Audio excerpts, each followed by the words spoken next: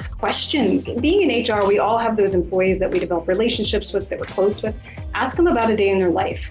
Ask them what they specifically do, especially if you have any relationships with leaders in your organization.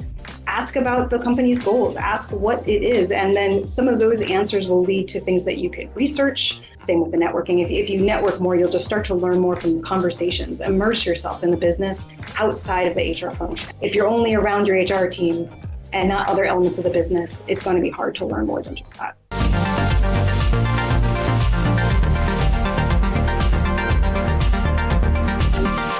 Nicole, welcome to the show. How are you? I'm doing great, Chris. How are you doing? Yeah, I'm good. We're like HR and art besties. Yes. And that's like a rare, I don't know if that's a rare combination. Is there a lot of other HR practitioners and art fans out there? Let us know in the chat. I'm sure there are loads. I'm sure there are. On my last episode, I just interviewed at the CHRO of Kelly Services. And behind her, there was a picture of a painting. And I said, what's that painting behind you? She said, it's a painting of all of my teams and my team members. And she got it commissioned. And I was like, why is it set up like that? And she said, everyone's back's turned because it's a reminder that we've got each other's back. Oh, how cool. Yeah. And I was like, and then she sent a copy of the painting to all the team members, and it's just all of them turned around with their backs facing all next to each other. And it's like, I was like, that's cool. So yeah, and I thought that was really, really cool. So there are others out there. There are. I never come across many, but I mean, hey, I think it makes sense. So creative foundation and creative solutioning in HR is kind of what we do. Yeah, Amy's like that, who I was just referring to at Kelly. So people have no idea what I was just referring to. So the reason I was referring to that is you have quite an unexpected journey pivot from art to HR. So let's start there and we can jump in. Yeah, sure.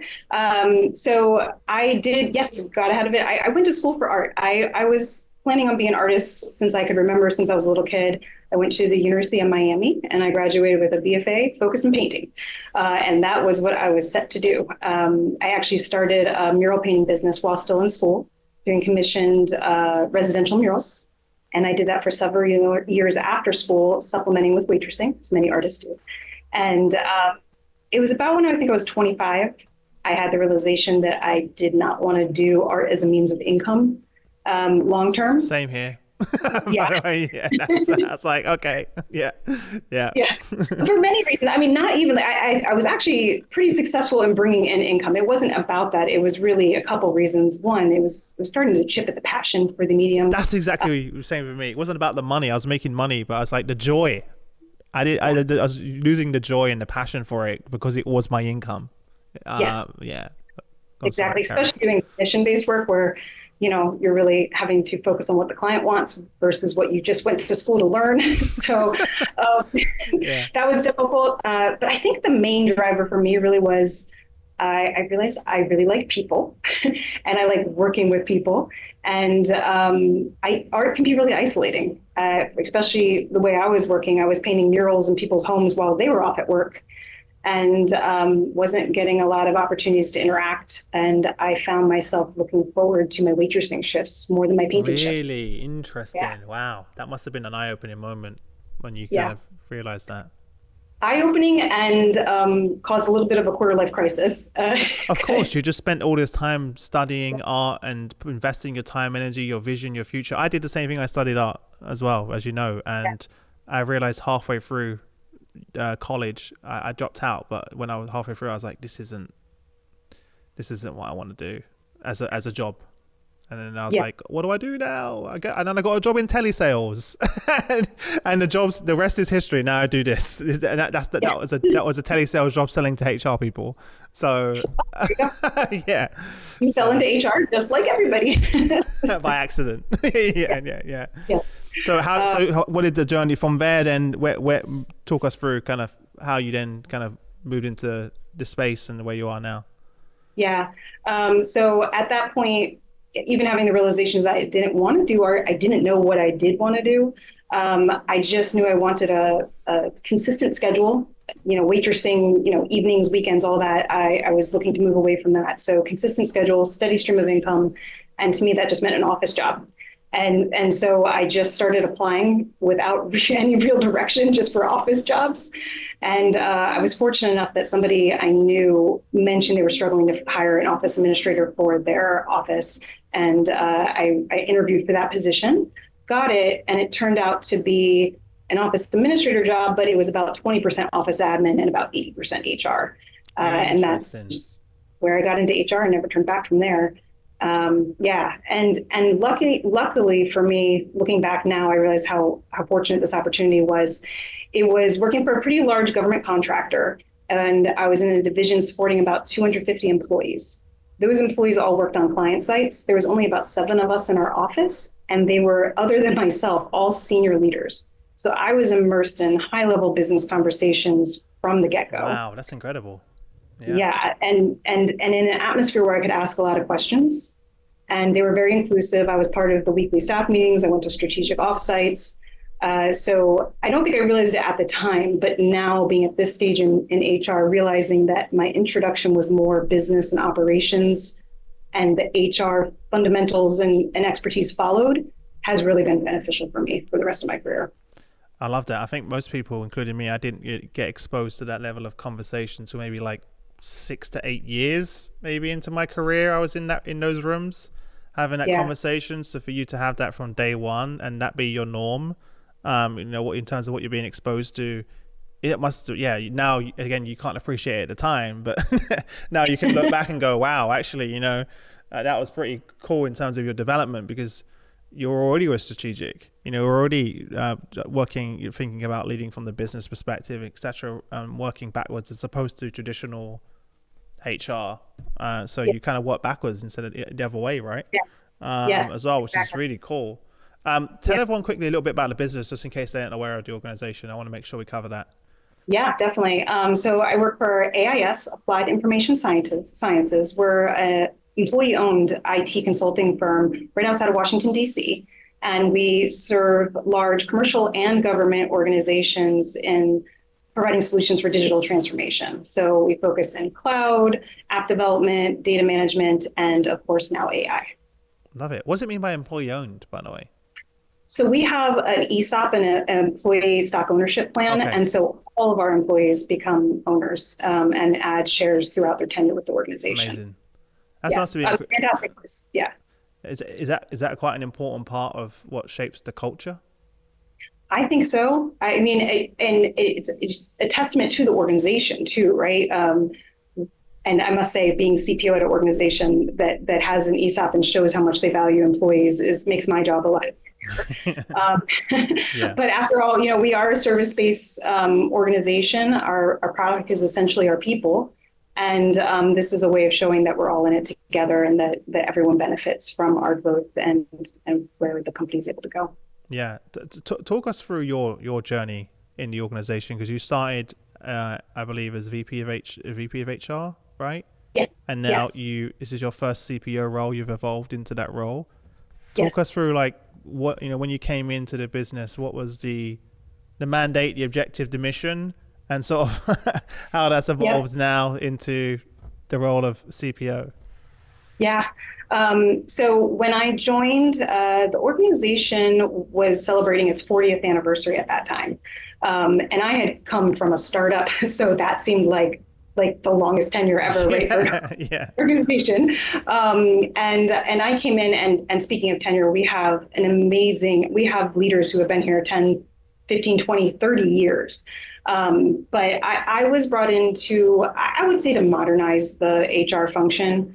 And at the time, there wasn't people operations. We had HR, recruiting, L&D, admin, all the different areas were, I wouldn't say siloed, but run separately or without the CPO role. And so when I came in, I was solely focusing on core HR.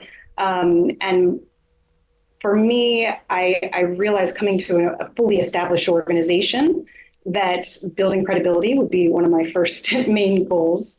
But doing so, carefully, right? I wanted to come in and build credibility by getting things done from the beginning, but I also wanted to respect that there's a lot of history here and that I don't want to be a bull in the china shop.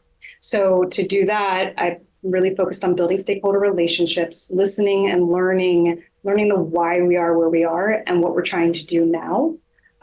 So the company is, as I mentioned, over 40 years old, but a couple years ago, we changed and pivoted a little to be focused on a little bit more rapid growth.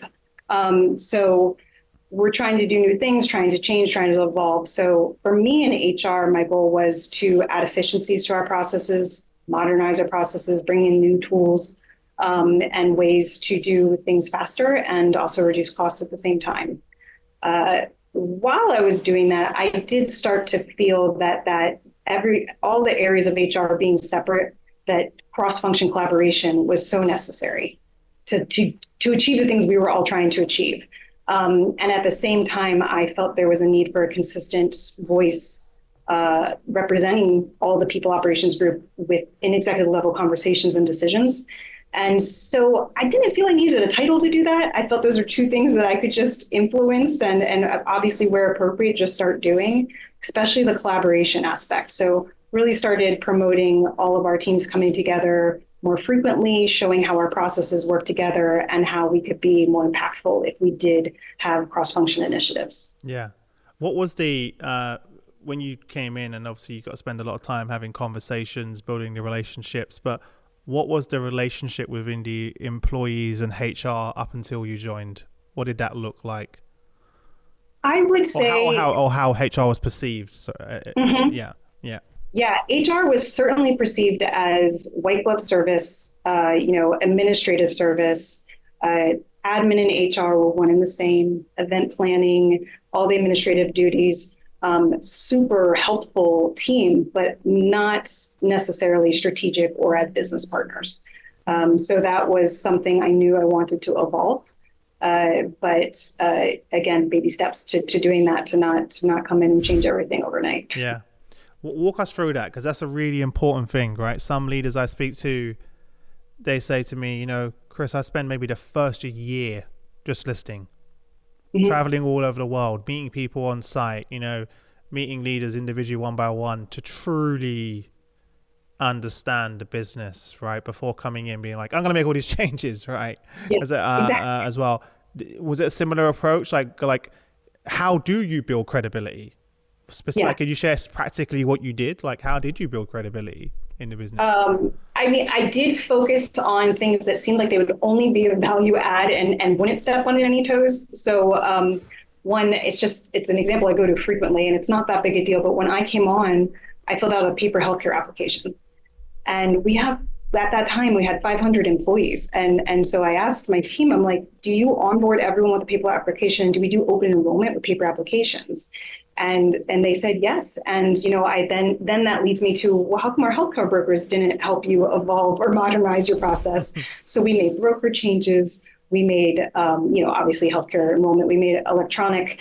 Started working on changing HRIS. Just all of the systems and tools that shouldn't step on anybody's toes, foundations, basically. Yeah. You're like, yeah.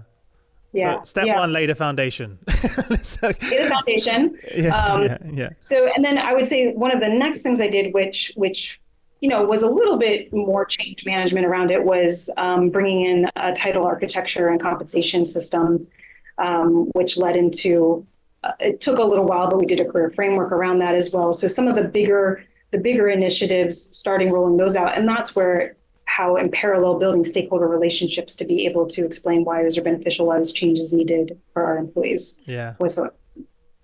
Why go down the title architecture route when, obviously many organizations are moving to skills-based organizations, etc.? Do you think that was maybe just a step too far? The business just wasn't ready to go to like, that's like 0 to 100 maybe, if you haven't already got a title architecture in place. Going to say, hey, we're going to be a skills-based organization, maybe it's a step too far. I think so. I think it's like you do want to have the foundation before you get to the evolution. I would say one of the first things that was asked of me to do was a pay equity study. Okay. And I was like, yeah, no problem. And then I go to look at our data and didn't have titles to do a pay equity study. Yeah, exactly. How do I even do that? And again, that's a good point, right? We get asked a lot of those things. You're like, well, what's your data look like? What's the health of your data? If you don't have that, then you had to take 2 steps back before you could take a step forward. Yeah. So data integrity, and now being able to run reporting and analyze metrics, all that stuff has been a lot of the things we've been working over the last couple of years. Yeah. How did you go about creating, given the previous perception of the HR function, creating a new brand / voice for the function to help reposition you as strategic advisors, but also position you in front of employees as, not just the admin and policy police, etc. What did that look like? Policy police. That's very true. We one thing I did was separate the two functions. At this point, we're all under people ops, but admin and HR are separate. They're not one and the same. So we have a front desk role, we have an executive assistant, and then we now have HR business partners. And putting that title out there, which even that is, it's funny. I often say HR BP, and everyone thinks I'm saying VP, and I'm like, no, it's a business partner. So it's like just even getting the terminology used for everyone getting. Yeah, exactly. So establishing new roles. And then having the team support the organization in a different way. So one of the other things that this wasn't just me, it was in collaboration with the rest of the leadership team. We did a massive restructure where we did develop different business units and clear org structure, and everyone was given a manager and all that evolution for the organization. That's when we switched to, okay, we have business partners for each of our BUs. Nice. So that was a really good, a combination change to start that trend of this is who you go to for advice. We're still working at it. I'm not gonna lie. I mean, we still have a lot of questions. Just go to our HR distro, right? Yeah. And it's like the whole team, instead of knowing, you go to your business partner for advice, and they know whether they need to bubble it up or delegate to someone else. It's more about it's a big culture shift and change, right? Especially in an organization. Did you say 40 years? Sorry, I forgot. Yeah, we're at, I think, like 43 now. Yeah, right. So like all of a sudden, that's going to take time, to change, right? But I love the fact that you embedded those business partners in those different units as strategic advisors, not order takers, so being really a partner to them to help support them, but not do all of the work, right? This is the role of, managers. A lot of these things probably that they were coming to you before. This is part of your role as well. This is not a HR, thing. That's quite a big change. It is. Did you do some work? So you wouldn't be surprised that we've been doing a lot of manager training. Yeah, I'm about to say, I'm sure you did some manager training then along the way. What would you say is like the biggest challenge you faced from moving from VP of HR to CPO? So two things. I would say, again, I was a year in here, so compared to everyone else here, I was still the newbie, and so I'm still building credibility, and now I'm building credibility in a new role. That the role itself needs to build credibility, because I think just what is a chief people officer? It didn't exist before. Yeah, it's the first one, right? You're the first CPO of the company. Okay. Yeah. Yes. So that I think I didn't think about that going into the role, that even just establishing what that role is and what it means to the organization was something that I would also have to be building and showing. So that was a challenge. And then the other part of it was I didn't backfill myself in the VP of HR role at the time. And simultaneously, we had a change in our recruiting side. So I ended up doing my old role, doing my new role, and then also taking on another role, all in the same year. And it took me a little while to realize I'm stretched in too many places and I'm not going to be able to do any of them well. So did some hiring last year that has been hugely impactful for me. Do you think that you needed the title change to add more credibility to the function? I'm not saying that, VP of HR is not good enough. I'm not saying that. I'm just saying, do you feel like that it was an important message that was sent to the business by making that decision? I do. I don't know if it was needed. I think we still would have been able to do all of the things we're doing, sure. But I do think seeing that title on our executive team, I I hope has been impactful and is sending a message, because I do believe the organization has always valued employees in that way, but ensuring that that is represented in those conversations, in the boardroom, everywhere we talk as an ELT. I think executive leadership team, sorry, I'm just using what we Yeah, call no, it. no worries. Yeah. So yeah, I think I hope it was impactful. No, I agree. I think I think the answer is yes. I mean, even though I don't work in your company, I think it's important to send that message to the team. You've gone from, in the space of like a year, from having no HR leadership to having a VP of HR and then a CPO. That's sending a very clear message to employees that we're serious about this, Yeah. and that we do really value you. So Yeah. it's And I will say that it also wasn't just saying we're going to put this title here to show that we value that. Like, really totally welcoming this position onto our executive team, being part of business decisions as a whole. So it really, I'm grateful that it's been done exactly as we all in HR hope that position would be. That was just one of those elements too. Okay, I do actually have a new role here. I am doing more business, holistically helping run the business while still trying to be VP of HR. So huge lesson learned there. Yeah. One of the things I often hear from first-time CPOs, CHROs is it's sometimes hard to get that boardroom experience before you then go jump into the seat for the first time, if that makes sense. Yep. How has that been over the last 2 years? What are some of the lessons that you've learned along the way? What worked, what hasn't? I will say I'm very lucky at my last. So we skipped over a period where I was at a startup. Okay. Yeah, so I started at this startup and was there for 8 years to our eventual acquisition.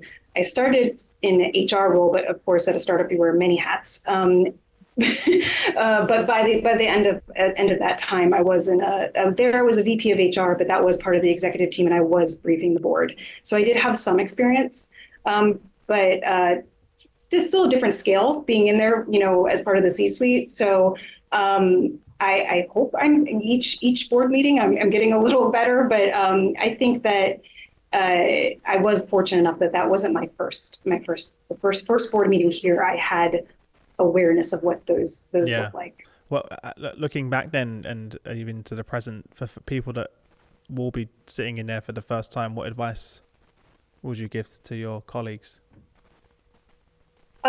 Prepare. Be prepared. Think through the questions that might be asked of you, and just be honest and genuine. If you don't know something on the spot, say that and commit to coming back with an answer. And I think that's the biggest thing. If you're too nervous, if you try to force out an answer that you don't actually have at the time, is only going to make it worse. Yeah, that's such an important one. I want everyone listening to take note of as well. I've been there before. I thought I was trying to be the hero and always have an answer, and that was it was actually the worst thing I could have done. Sometimes, to your point, just saying, I don't know, I'll get back to you. Right. Yeah. And they would rather that than you try and come up with an answer, because you just lose all credibility at that point. It's the opposite of what you should do. And so yeah, I'm sure you may have learned that the hard way, like me. Oh, for sure. There's definitely been some awkward moments. Absolutely. Or, you after the meeting, you're definitely like, oh my God, why did I say that? Or why didn't I say, you think of the much more eloquent thing you could have said. Yeah. After. How did you set up your team to be to give them what they needed to be successful to execute the vision you just outlined? So I knew that the team I was inheriting was, had different level of expectations, different duties. So I dove right into level ups, training, promoting external trainings. Honestly, I talked a lot, sharing my vision, my excitement, my passion for HR being business focused. Being very honest, we do have a slightly different looking team now than we did at the time, because not everybody wants to go on that journey. Now, not everybody wants that change, and that's okay. So I did have to do some workforce planning, ensuring I had the right people and the right roles at the right time in the organization. And it's very difficult. It's a practice we advise other areas of the organization on, but it's really hard to do yourself and to follow your own advice. So I will say I definitely focus first on training, inspiring, all that good stuff. But Yeah. there have been some changes to ensure that the vision that's being brought to the executive table can be executed. Yeah. It's so interesting because in the last couple of hundred episodes, that hasn't come up. And in literally my last podcast, we just spoke about it. Unfortunately, Amy at Kelly Service Institute had to let go of 25% of her team as part of her HR team as part of the transformation in exactly the way that you're describing as well. And we don't really talk about that a lot because we prepare other parts of the business for it, other leaders for it, but it's a little bit lonely sometimes when you're having to do it yourself to your own team as well, and it's not easy, right? And Amy was like, I asked Amy like, how do you deal with that? She's like, I have a good network of HR leaders around me. I have friends and family. It's tough, but we know you just have to know that it's the right decision for the business, as well. So yeah, very similar. Yeah, no, 100%. So you've got the new team in place. You're sort of executing the vision. Can you give us an example of some of the things that you're doing that you think's having the most impact right now on the business? Yeah, so we already touched on, I think, both of them a little bit, but I will circle back to the career framework.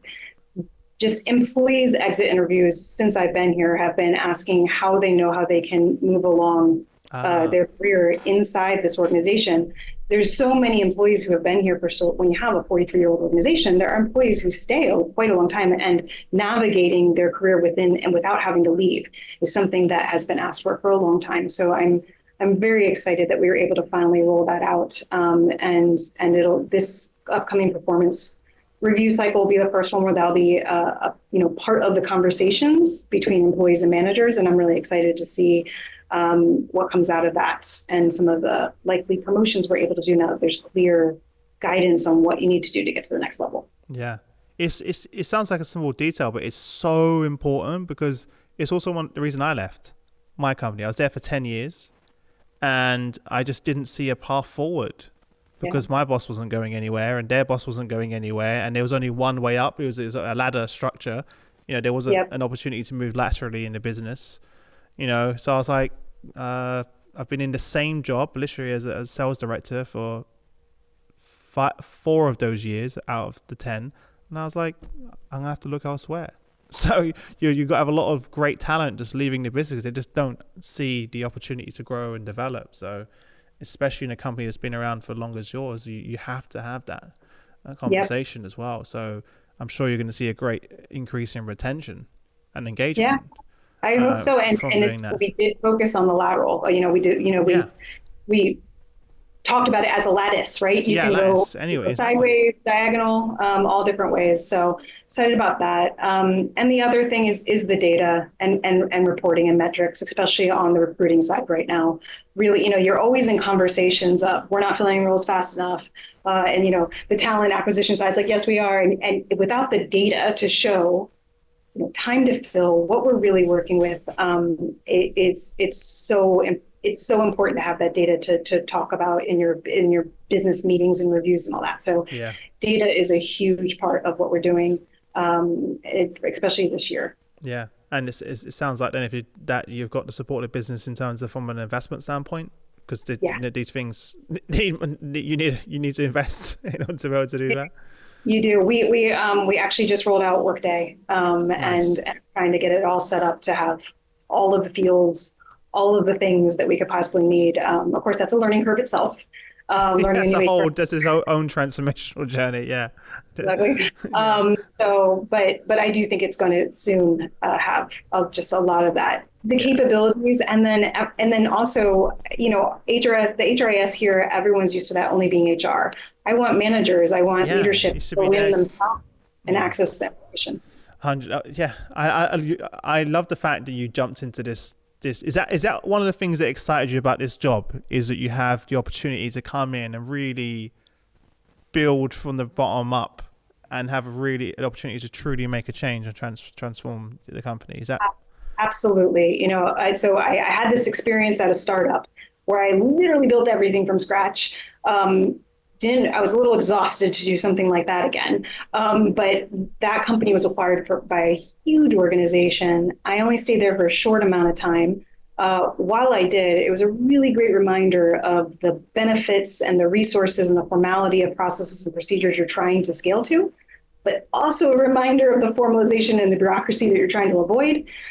So I did realize that, at least right now in my career, a large organization where I won't be able to make that much difference or impact or changes wasn't really what I was excited by. Yeah. And I was fortunate enough to be recruited here to AIS. And once I met with our CEO and CFO, it's supposed to be like a half-hour conversation. We ended up talking for almost 3 hours, and I just realized, yes, this is what I'm missing. I want to come in and make a difference, and it's exciting. Yeah. It's so interesting because I speak to other peers of yours that the idea of what you're talking about is their idea of a nightmare. No, and then vice versa. You would be like, I don't want to go and work in a very large company, just slow moving, that I don't have any, where there's tons of red tape where I can't make progress. So, whereas they're like, we love that. So it's just so interesting. And there's others that I speak to that love they love working in companies that are just constantly growing by mergers and acquisitions, and that's a whole nother. Yeah, it's a whole nother beast as well. So it's super interesting always to see the different, because you see, like, I know CHROs that go from very large multinationals to startups and really struggle, right? Or vice versa, just because it's just different things, different skills and experiences that you bring to the table. Yep. I think I'm lucky. I mean, I've had a really great diversity of roles and organization size. I've done mid, very large, startup. And I think that's why I really love it, this opportunity, because it's 43 years old. We are kind of functioning like a startup. We took on venture capital about 4 or 5 years ago, and that really infused that growth and everything we're trying to do. So it's almost like a startup, but with 40 years of resources. So that's a really unique opportunity. And that's super interesting. Well, especially in the industries that you're operating right now, they're exploding. The pace of innovation and change is just crazy. So you do need that. A 40-year-old business does need to be agile, and in order to be able to do that, they need a world-class HR team that can help them do that and achieve that. You cannot approach, especially the industry you're in, that with old, outdated processes where you're moving very slowly to be able to do that. And you also need to be able to attract and retain world-class talent to be able to do that. So clearly it makes sense why the team making the investment to bring yourself in. What about your personal development? Where do you find time? You're going 100 miles an hour right now, right? Where are you finding time, and how are you upskilling yourself personally? Yeah, that was a realization for me about 1.5 years ago that I had let that drop off. Partially because of the pandemic, partially because of having young kids, but I really was heads down in my career, but not self-developing. And once I started in the CPO role, I realized I'm not going to be able to be successful if I don't focus on it. So that said, I was concerned. I was like, I don't know where to find time. So for me, this worked well for me. I come into the office daily, so I do have a commute. And previously I was listening to, talk radio, maybe making phone calls that I didn't have to. And I decided that I will reserve that time for listening to business and leadership books, HR podcasts, and just always continuing to learn while I was in the car. And it's amazing how fast they add up. I have a kind of bad habit of buying a physical book every time I listen to the Audible, so that I then can reference back to it, give it to others, and my bookcase is getting extremely full. And that was time I wasn't really doing anything else. So that's how I was able to do that, and getting back into conferences and other things as well. Came to the HR Leaders Summit this summer in New York. Made sure I made time for that, and then being proactive about my networking. I realized that I really had let it be organic. I did have a network, but it just kind of happened, and I wasn't proactive enough about it, and I didn't have enough other CHRO, CPO type people in my life to be able to discuss whatever I needed to discuss with. So I decided to be more purposeful there as well. Yeah. And just started going to more events, taking up offers to go places, and stepping out of my comfort zone, reaching out to people that maybe I wouldn't typically, and just saying, "Hey, would you like to talk?" And so far, I've made a lot of new contacts. It's funny and how that's such a like a scary thing for some HR people to do, is to reach out to people like maybe like a LinkedIn message and say, "Hey, would you connect?" Because the fear of not getting a reply, or yeah, it's quite it's kind of a normal human thing. Like I take that for granted because I always my Shane's always like, you just don't care, Chris. You just reach out anyway. You don't really, I'm not worried about if someone doesn't reply or stuff like that. But you'd be surprised, to your point, as you said, the amount of people that will reply, yeah, and you build some yeah, incredible relationships. exactly. That's kind of how we're talking right now, right? Yes, exactly. I wouldn't even be chatting right now. We wouldn't have seen you in New York, and like that's kind of how it starts. And a lot of leaders used to always tell me, "Oh, I don't have time for this," and I'd always say, like, that's why you don't have time. It's because you're not Yeah. making the time. If you made Yep. the time to actually network, you probably would save a lot of time by being able to tap into this incredible network to get some, to help you overcome some of these challenges, which is consuming your time. So it's kind of like you have to make it, yeah. Yes. It's not that you don't Yes. have time, it's just how you choose to spend it, right? Exactly. Exactly. It's hard when you're in the thick of it, but I get it. Yeah, it's hard, right, to do yeah. it. Yeah. We spoke about the journey. Any other kind of pieces of advice you'd give to other HR leaders as well that are kind of on the journey to, Yeah. especially leading it, being a CPO for the first time? Touched on a little, but just to emphasize, I really advise future HR leaders to learn your business, learn the industry your business supports, because your HR expertise will only go so far if you don't know the business you're applying it to. And so I would say focus on building your business acumen the same, if not more, than your HR expertise. And I know that's just speaking to my experience, but that was very beneficial for me in my career of having that business acumen in addition to the HR expertise, and especially with the transformation HR is going through. It's just very necessary, I think, in the current time of HR. Yeah. What does that practically look like, though? How did you go about doing that? I think that, just ask questions. Like, being in HR, we all have those employees that we develop relationships with, that we're close with. Ask them about a day in their life. Ask them what they specifically do. Then especially if you have any relationships with leaders in your organization, ask about the company's goals, ask what it is. And then some of those answers will lead to things that you could research. And then of course, same with the networking. If you network more, you'll just start to learn more from conversations. Immerse yourself in the business outside of the HR function. If you're only around your HR team and not other elements of the business, it's going to be hard to learn more than just that. Yeah. I remember like years and years back when I was like probably like 2 years into my sales role, I was like 20. I read a book, and one of the things it was in this book was like how to get ahead in business, something along those lines.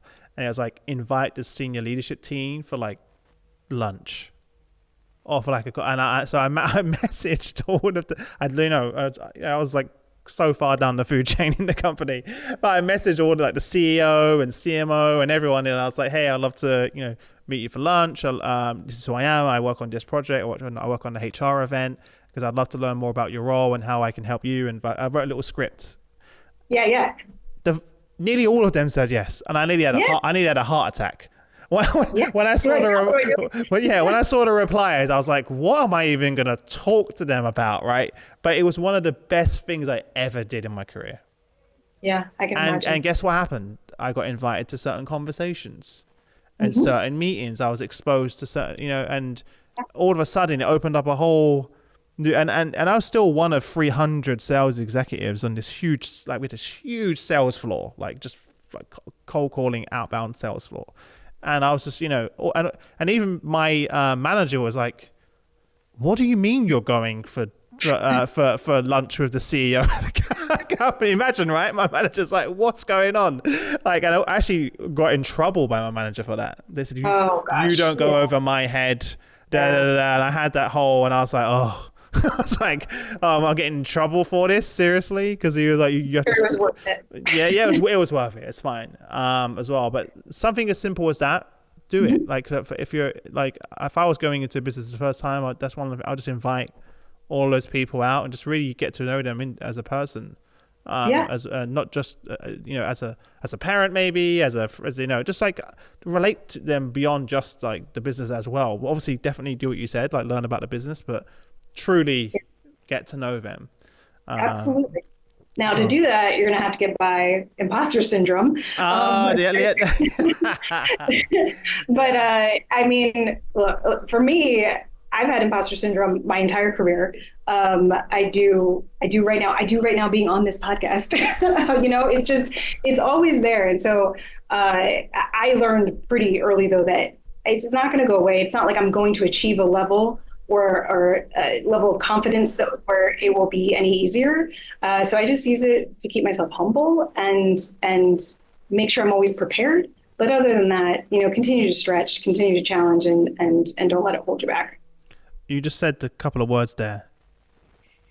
You feeding it because you are stretching yourself, because you are challenging yourself. So I've kind of reframed it in my mind that whenever I feel like that, I try and celebrate it. So that sounds weird. Like me and Shane use the analogy of or words of sentence of seek discomfort. So we always like when you're sore after working out. Say again?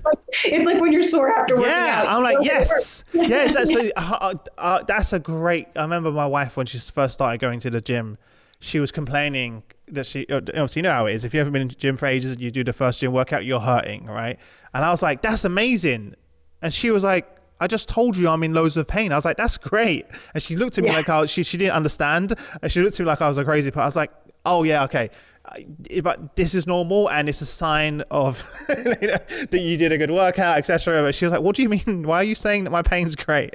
But yeah, I think you if you change your relationship with failure or perceived failure and the imposter syndrome, that's the magic right there. That means you're truly pushed that, like in those moments is when the most biggest breakthroughs personally and professionally come from.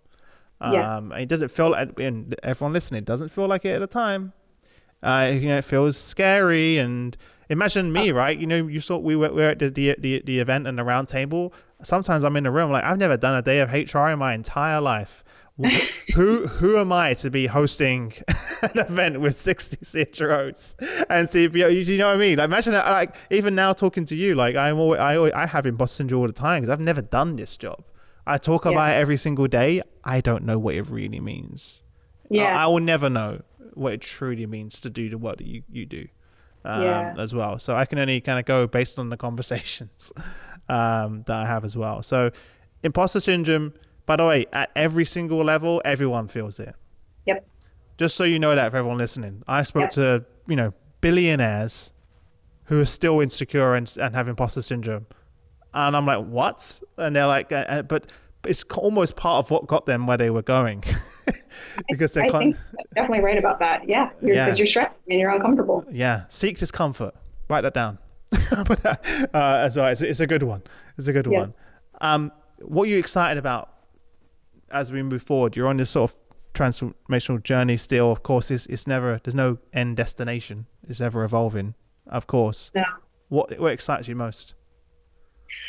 I think, well, it's funny because I was just telling someone on my team this week, like we have to celebrate every milestone because exactly what you just mentioned, Chris, it's never going to feel done. Because we're going to be a very progressive team. We're always going to have something that we feel like we should be doing that we're not because we have to prioritize. But I think still some of the changes we're working right now are going to sink in this year. I really do. And I'm really excited to have some of those aha moments about business partners and how HR as a strategic function just trickles down to all elements of the business. So I think this year we're also looking at some opportunities for some significant growth. And I think some of the foundations we've been putting in will help us be more prepared for that. So I'm hoping to see some of it come together this year in a really positive way. That's a great point. It's important to celebrate, right? Like there's a tendency that when things are going well, you don't notice it. Why? Because it's going well. Right. You notice it when it's not going well, but when it's going well, you can always sometimes forget that there's a reason why it's going well, and we did a lot of hard work to get to X and Y and where we are, and you just move on to the next thing. Yep. I'm certainly guilty of that. Me and Shane, we're really bad at that. We had a conversation literally 2 days ago. Like, gave him a call and I was like, it's a really hard time. We've got a lot going on right now, but we're doing a really good job, and we need to let the team know that they're absolutely doing a really good job, because we can't just keep moving on to the next project, the next thing, without celebrating what we achieved. Otherwise, it's not sustainable. Also, no, either. Exactly. Yeah. I mean, if nothing will always be perfect, or so. Like, if you beat yourself up about that, then exactly, you're going to be burnt out. You're going to be exhausted. And so it's just got to always pull back. Yeah, it also helps you define like what good looks like. So sometimes if you don't celebrate things, people don't recognize, oh, that was a good thing. And that sounds so obvious, but like when we look back at some of our events and look at, what went well, what didn't, what could we have done better. When we sometimes talk through what went well, people are like, oh, I didn't even know that was so important to everyone. And because it was going well, no one highlighted it. No one they didn't know. So it's really important that you're intentional, and you can start to map that out, right? And start to say, again, that's how we kind of build our events. Like, we know this is what works, and start to constantly refine it to kind of make it better every single time. If you don't do that and you just move on to the next thing, you don't know where the magic was. As well. So we talk all the time about doing retrospectives on when there's something didn't work, right? Something was a problem, but to your point, we don't do it enough for, hey, this went really well. We won this work. We got this done. Why don't we look back at all the things that we did right? So I'm going to take that, make sure we do that. Before I let you go, parting piece of advice for those that are going to be sitting in your seat one day, new CHRO, new CPO, and then where can people connect with you if they want to reach out and say hi? Say hello. Well, I'll start with that. Definitely on LinkedIn, please reach out. I just talked about how I've started doing that myself with others. It's been really beneficial. So I will look out for any messages there. A combination of a lot of things we've already talked about, focus on the business, don't get too bogged down in HR specifically, not saying not to learn HR, please don't, but like business, HR, operate with confidence, operate with curiosity, and don't let perfection get in the way. Just make progress and continue to do the best you can do. Yeah. Well, I appreciate you coming on the show. I think you said this was your first podcast, right? It was. Yeah. Do you feel like an imposter still? We'll see once I watch it. No, that's the worst bit. That's the worst part. So as soon as you watch it, we're such terrible critiques of ourselves.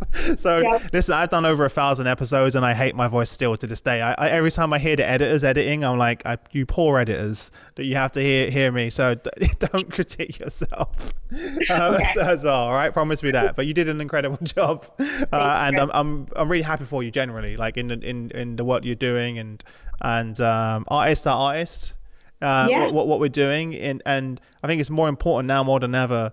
Also, the soft skills, I don't like to use that word, power skills, the creative skills, I think are even more in demand and more powerful now more than ever, as technology kind of replaces a lot of the tasks, and as leaders and managers as well. So hopefully you can infuse some of that into the incredible, which it sounds like you already are, into the incredible what you're doing. And I wish you all the best until we next week. Thanks, Chris. You too. Thanks. Thanks for having me.